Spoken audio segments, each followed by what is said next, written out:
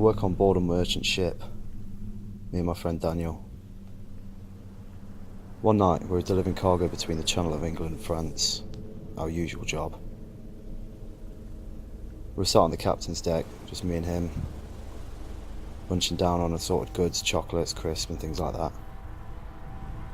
It was dark and it was beginning to rain, so me and Daniel thought we were in for a good night on a storm. When we were sailing, we picked up a strange transmission from another merchant ship.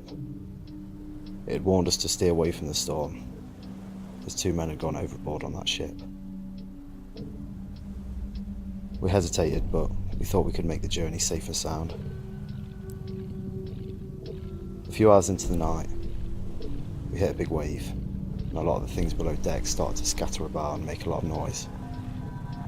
So I asked Daniel to go down and check it out, pick up a few things and tidy up behind it, because I couldn't leave the wheel. Bearing in mind, my friend Daniel, he was a clumsy type. Earlier on in the day, he hit his head on one of the locked doors. Came out as a pretty bad gash, but nothing a bit of ointment and a plaster couldn't sort out. So when Daniel went down, he returned a few minutes later. A few broken glasses, nothing too major. Mainly, not the merchant things, but things on the ship that could have been replaced. An hour later, after watching, trash TV on the portable television, eating chocolates, crisps and things like that, we received a second transmission.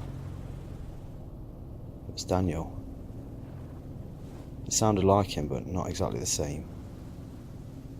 We looked at each other, froze. "What the fuck?" I said to him. He stared at me with a blank expression. I couldn't tell if it was fear or just pure shock. We looked at the port door, the one that led below deck, and we radioed back to the strange person.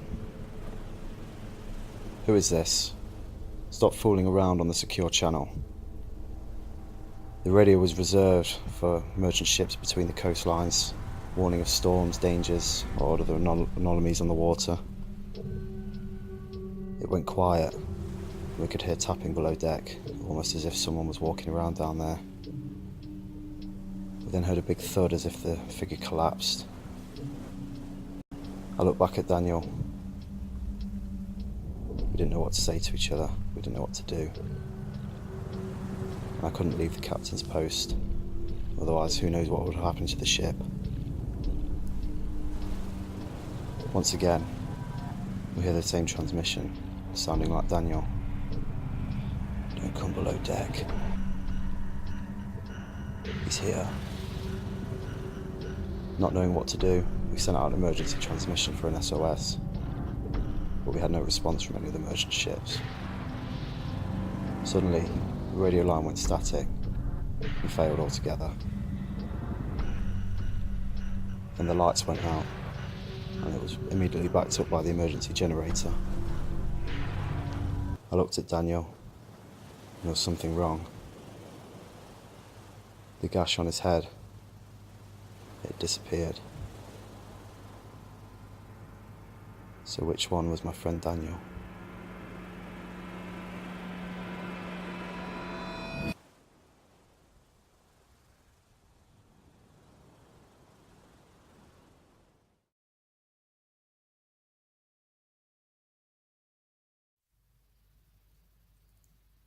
I was in the 7th grade, me and my friend John for the story.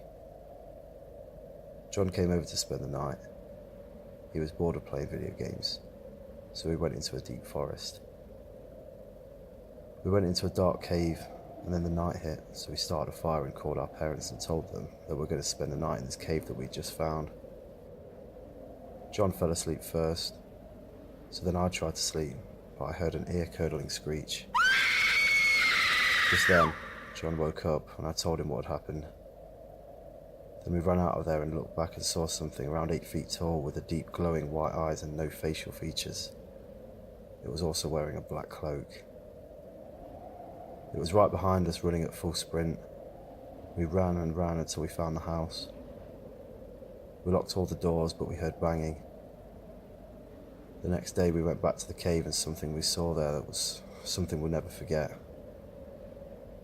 It was a blood and a deer carcass there. We never went back. He spent the night 3 weeks later with all the doors locked. We were playing video games home with my brother and we heard a large bang on the door and my brother got the gun. And all he saw was a creature from the cave. He called the cops. When the cops came, it was gone.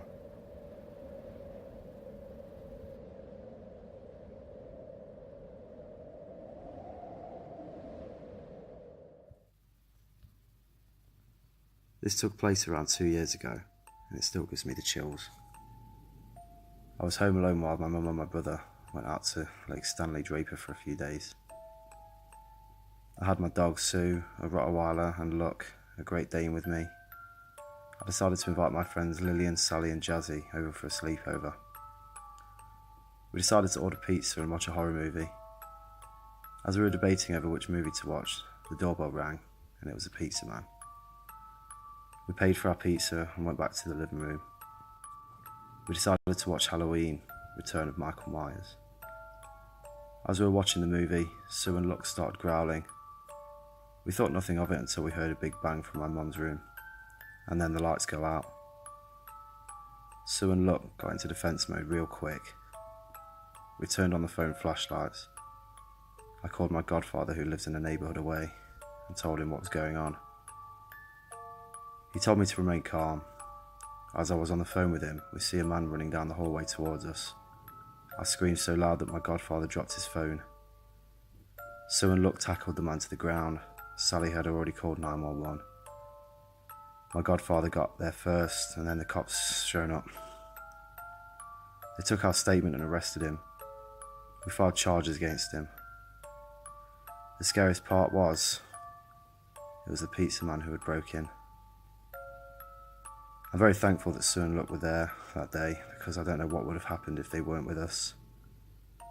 After I told my mum and brother what happened, my mum decided to get 3 more dogs for extra protection. She came home with a Dutch Shepherd, a Labrador and a Dalmatian. I ended up getting a taser and a pepper spray for each of us. My godfather got me a pocket knife, my brother a handgun and my mum a pistol. My godfather decided to move in a week later, so I feel really protected in my home now. Be careful out there. Make sure you've got very good protective dogs and something to defend yourself with.